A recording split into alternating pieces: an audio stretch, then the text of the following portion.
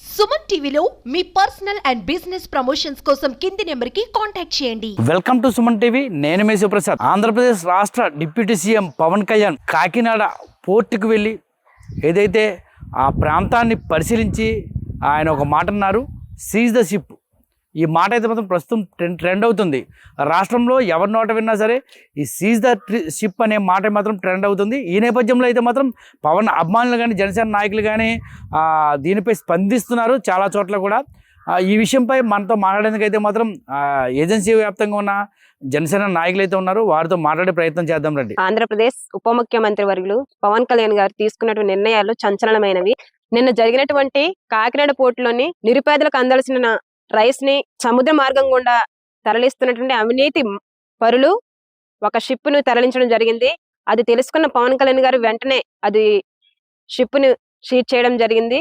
ఆ విషయం తెలుసుకున్న పవన్ కళ్యాణ్ గారు వెంటనే ఢిల్లీ నుంచి నేరుగా కాకినాడ రావడం, అక్కడ ఉన్నటువంటి అధికారులతో ఆ మార్గం గుండా వెళ్లి ఆ షిప్ లో జరుగుతున్నటువంటి సన్నివేశాలు చూసి ఆ షిప్ ని వెంటనే సీజ్ చేయమని అధికారులకు చెప్పారు. ఈ సంఘటనతో అవినీతి పరులు కంగు తిన్నారు. ఒకే ఒక్కరు సినిమాలో అర్జున్ గారు ఏవైతే ఒక్కరోజు సీఎం గా చేసి ఆ పేదలకు ఏవైతే న్యాయం చేశారో ఈ రోజు పవన్ కళ్యాణ్ గారు కూడా అదే నిర్ణయాలతోని ముందుకెళ్లడం జరుగుతుంది. మాకు సినిమాలో చూసినట్టుగానే అనిపించిందండి. పవన్ కళ్యాణ్ గారు ఏం చేసినా సంచలనంగా మారుతుంది.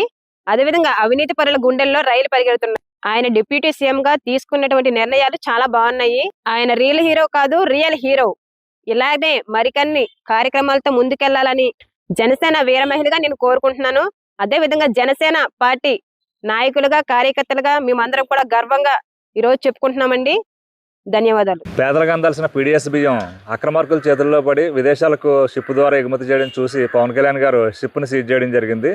ఇదే తరహాలో రాబోయే రోజుల్లో కూడా పేదలకు రాష్ట్రంలో ఏ పక్క అన్యాయం జరిగినా కానీ పవన్ కళ్యాణ్ గారు అయితే ఊరుకునే సమస్య లేదు. రాజకీయాల్లో కొత్త ఒరవడి సృష్టించారు ఆయన. ఇప్పటివరకు ఉన్న పరిస్థితి వేరే, ఇప్పటి నుంచి రాజకీయాలు వేరుగా ఉంటాయి పవన్ కళ్యాణ్ గారి వల్ల.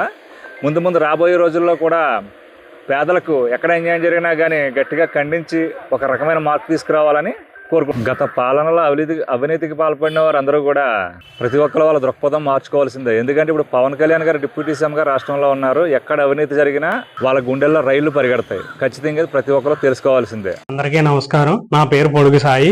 మాది జనసేన పార్టీ రంపచోడవరం నియోజకవర్గం, అడ్డదయల మండలం. మొన్న జరిగిన షిప్ సీజింగ్ విషయం అందరికీ తెలిసిందే.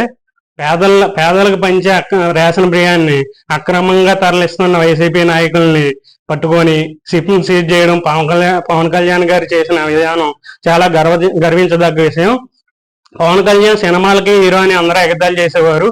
ఇప్పుడు రియల్ లైఫ్ లో అన్ని రంగాల్లో కూడా పవన్ కళ్యాణ్ గారు బెస్ట్ అని నిరూపించారు.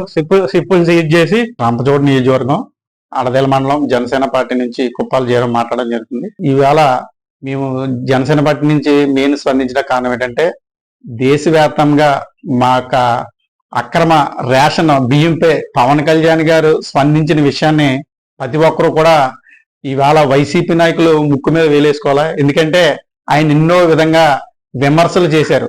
ఆయన సినిమాలోనే హీరో, మీ జీవితంలో జీరో అని చెప్పేసి అందరూ ఎగతాళి చేశారు. ఇవాళ షిప్ను సీజ్ చేసిన తర్వాత ఇప్పుడు రాజకీయంలో కూడా ఆయన హీరో అని చెప్పేసి ఈ సందర్భంగా వైసీపీ నాయకులు అందరికీ కూడా తెలియజేయడం జరుగుతుంది.